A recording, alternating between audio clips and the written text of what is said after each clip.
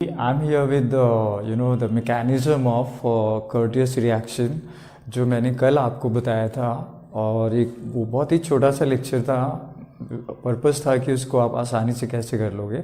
But अगर आप उसके इन डेप्थ में जाना चाहते हो और ये जानना चाहते हो कि वो रिएक्शन होता कैसे है, तो उसके लिए आज का लेक्चर आपके लिए बहुत ही इंपॉर्टेंट होगा।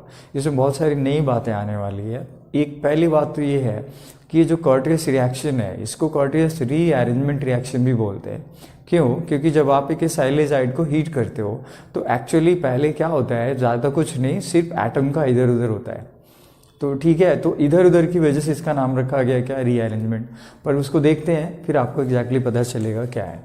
तो जैसे मैंने कल आपको बताया था कि एक एसाइलेजाइड का जो स्ट्रक्चर है वो ये है, ठीक है, जिसमें कुछ इस तरीके से 3 नाइट्रोजन आपस में जुड़ा हुआ है। ठीक है, अब यहाँ पे अगर आप ध्यान से देखते हो तो यहाँ पे कोई लोन पेयर नहीं है। तो इसका मतलब है कि ये जो बॉन्ड है वो इस नाइट्रोजन के कोऑर्डिनेट इलेक्ट्रॉन के द्वारा बना हुआ है, यानी इस पर एक पॉजिटिव चार्ज है और इस पर एक नेगेटिव चार्ज है। तो सबसे पहली चीज़ जो इसमें होती है कि अगर हम इसको देखें तो हमने पहले स्टेप में कहा था कि आपको हीट करना है। तो जब आप हीट करते हो तो बेसिकली क्या होता है कि ये जो इलेक्ट्रॉन पेयर है वो कार्बन को शिफ्ट करता है। अब कार्बन पे शिफ्ट करने की वजह से कार्बन पे इलेक्ट्रॉन की डेंसिटी बढ़ती है, तो ऑक्सीजन अपनी इलेक्ट्रोनेगेटिविटी ज़्यादा होने की वजह से इलेक्ट्रॉन को अपनी ओर खींचता है। पर वो खींच तो लेता है लेकिन वो वापस बैक बॉन्डिंग करता है। तो ऐसी सिचुएशन में कार्बन पे नंबर ऑफ बॉन्ड तो ज़्यादा हो जाएगा, तो एल्काइल ग्रुप क्या होता है, ये इलेक्ट्रॉन लेकर के बाहर निकल जाता है। तो अब आपने क्या देखना है कि एक तो आपने एल्काइल ग्रुप निकाल लिया, ठीक है। अब यहाँ पे मैं एल्काइल ग्रुप लिख देता हूँ, नेगेटिव चार्ज। दूसरी तरफ क्या हो रहा है, यहाँ पे डबल बॉन्ड और वहाँ पर भी एक डबल बॉन्ड है, तो आपको लिखना है C डबल बॉन्ड O, ठीक है। उसके बाद एक और डबल बॉन्ड जो आपके लिए N के साथ है, और फिर एक ट्रिपल बॉन्ड, सिंगल बॉन्ड है सॉरी, और फिर इस N के साथ अगले N का एक ट्रिपल बॉन्ड है। और यहाँ पे अभी भी आपको ध्यान देना है कि इस पे क्या है, एक पॉजिटिव चार्ज है। अब यहाँ पे आप ध्यान से देखना, ये पॉजिटिवली चार्ज नाइट्रोजन, अगर ये बॉन्ड तोड़ दिया जाए, अगर ये बॉन्ड को तोड़ देते हैं तो क्या होगा कि ये नाइट्रोजन गैस बाहर आ सकता है। तो नाइट्रोजन के भी एक लिविंग ग्रुप है, और लिविंग ग्रुप होने की वजह से ये यहीं पे क्यों बाहर आएगा, यहीं क्यों बाहर आएगा, बिकॉज आपको याद होगा कि थर्मोडायनेमिक्स की प्रॉपर्टीज है कि जब कोई गैस बाहर आता है इसका मतलब क्या है कि एंट्रोपी सिस्टम का बढ़ रहा है। तो एंट्रोपी सिस्टम का बढ़ना क्या होता है, किसी रिएक्शन को ज़्यादा फिजिबल बनाता है। यानी इसलिए क्या होगा कि ये जो R है वो ध्यान से देखना, वो इस नाइट्रोजन पे जाकर अटैक करेगा और ये बॉन्ड टूट करके इस तरीके से क्या होगा, नाइट्रोजन गैस अलग हो जाएगा। तो अब इसके आगे क्या होना है, पहली बात तो आपने देखना है कि ऑक्सीजन है, डबल बॉन्ड कार्बन, उसके साथ आपके साथ एक और डबल बॉन्ड है, और फिर क्या है, नाइट्रोजन है। फिर क्या है हमारे पास, नाइट्रोजन है, और ये नाइट्रोजन मॉलिक्यूल N2 के फॉर्म में कहाँ से बाहर निकल गया। ठीक है, अब यहाँ पे आप कॉन्सेंट्रेट करो कि आपने R को N के साथ जोड़ दिया था। तो चलो मैं इसको फिलहाल यहाँ पे लगा देता हूँ, ये जुड़ गया। अब इसके आगे क्या होना है वो आप ध्यान से देखोगे। इसके आगे मैं इसको फ्रेश यहाँ पे दोबारा लिख रहा हूँ, और आप उसको थोड़ा कॉन्सेंट्रेट करना कि मैं क्या करने वाला हूँ। मैं इस मॉलिक्यूल को वाटर के कांटेक्ट में लाने वाला हूँ। तो oxygen double bond, carbon double bond, nitrogen, ठीक है, और नाइट्रोजन के साथ क्या है, एक अल्काइल ग्रुप है। अब यहाँ पर आता है वाटर रिएक्ट करता है। यहाँ पे क्या रिएक्ट करता है, वाटर। तो वाटर का स्ट्रक्चर अगर आप ध्यान में रखते हो तो आपको दिमाग में आएगा कि वाटर में लोन पेयर होता है।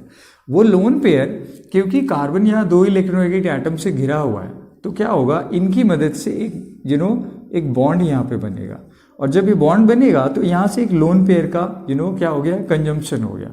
अब इसकी वजह से जो नेक्स्ट स्टेप में चेंज आ रहा है वो क्या है, आप देखो। पहले oxygen as it is double bond है, उसके बाद कार्बन है, लेकिन एक इंपॉर्टेंट बात बताना मैं भूल गया कि ये 5वां बॉन्ड यहाँ तभी बनेगा जब यहाँ से नाइट्रोजन वाला ये बॉन्ड क्लीवेज होगा।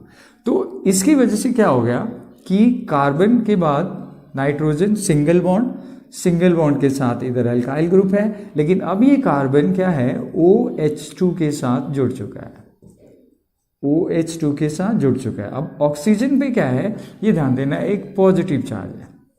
क्यों? क्योंकि इसने अपने इलेक्ट्रॉन को दे करके यहाँ पे एक बॉन्ड बनाया था, और इस नाइट्रोजन पे क्या है, एक नेगेटिव चार्ज है। अब फिर से आप कॉन्सेंट्रेट करो कि यहाँ पे इलेक्ट्रॉन ऑक्सीजन ने डोनेट किया है, तो फिर से ये अपने इस इलेक्ट्रॉन को फुलफिल करना चाहता है, क्योंकि इसकी इलेक्ट्रोनेगेटिविटी ज़्यादा है। तो ये यहाँ से एक प्रोटॉन रिलीज होगा, ये एक प्रोटॉन रिलीज होगा, ये प्रोटॉन जा करके इस नाइट्रोजन से जुड़ेगा। नतीजा क्या होगा कि ऑक्सीजन फिर से OH के फॉर्म में, न्यूट्रल के फॉर्म में आ जाएगा, पर ये H इसके साथ जाके जुड़ जाएगा। तो मैं क्या कर रहा हूँ उसको ध्यान दो। सबसे पहले आप ये बन जाएगा क्या, R, ठीक है, इधर से, फिर उसके बाद N है, N के साथ एक H आके जुड़ गया, उसे नाइट्रोजन के साथ एक कार्बन है, कार्बन के साथ फिर से क्या है, डबल बॉन्ड है, और कार्बन के नीचे OH है। कार्बन के नीचे क्या है, OH है,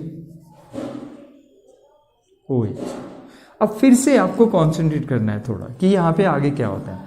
अब आप फिर से देखो कि यहाँ पे क्योंकि नाइट्रोजन पे लोन पेयर तो होगा ही, अब क्वेश्चन ये उठता है कि क्या ये स्टेबल कंडीशन है? नहीं। अब यहाँ पे फिर से क्या होना है एक्चुअली, क्योंकि सिस्टम में एनर्जी ज़्यादा है, एनर्जी ज़्यादा होने से की वजह से क्या होगा कि ये फिर से जो है प्रोटॉन यहाँ से रिलीज होगा।